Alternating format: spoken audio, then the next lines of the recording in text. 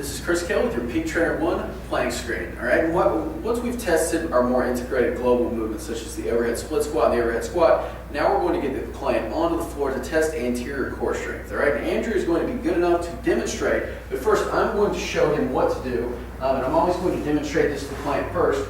And what I'm going to ask you to do, Andrew, is you're going to put your feet together like this, all right? Find kind of a neutral spine. I'll kind of coach my client into a flat back, come up into a plank position, and I just want you to hold for 30 seconds. So I'm going to show him what I want, but I still want to give him minimal coaching just to see what he's going to do on his own. All right, so let's get you into that spot.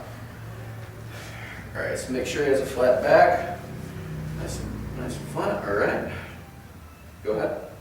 All right, Andrew's just holding in this position. All right, now what I'm looking for are two things. Okay, whether or not he can keep a flat back versus arching down against gravity, as well as where he feels this exercise. So I'm going to wait for about 15 seconds. I might make conversation with the person. So where are you from originally? Lakeland. All right. You like Lakeland? Is it sunny? Yeah, it's sunny sometimes. Very nice, very nice. Where are you feeling that?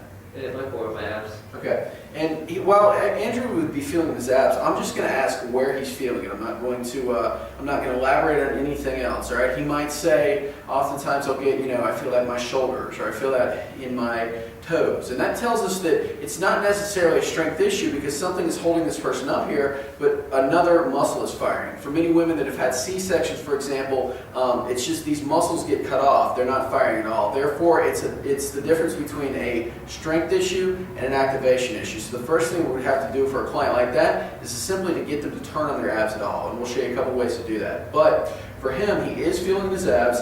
He's able to hold flat back, so I'm going to give him 3. Come down onto your knees. However, let's come back up and demonstrate a couple compensations here.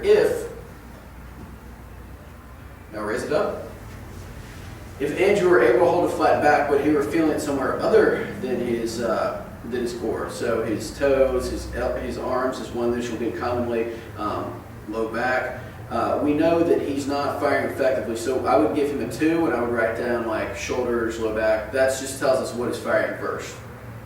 The other thing is, I'm going to stop the test when he starts to arch his back. Let your back arch against gravity there. So we start to see this arching, kind of like where this crease, we call it scissor posture, all right? So when you see that, stop, come down, and we're going to record the amount of time that he was able to hold the plank, all right? So if he can't do that for 30 seconds, he's going to get a 1. If he has some sort of a compensation where he's not feeling it in his core, he's getting a 2. And if he can do it perfectly for 30 seconds, he's getting a 3. So you got a 3 there. Good job, Andrew.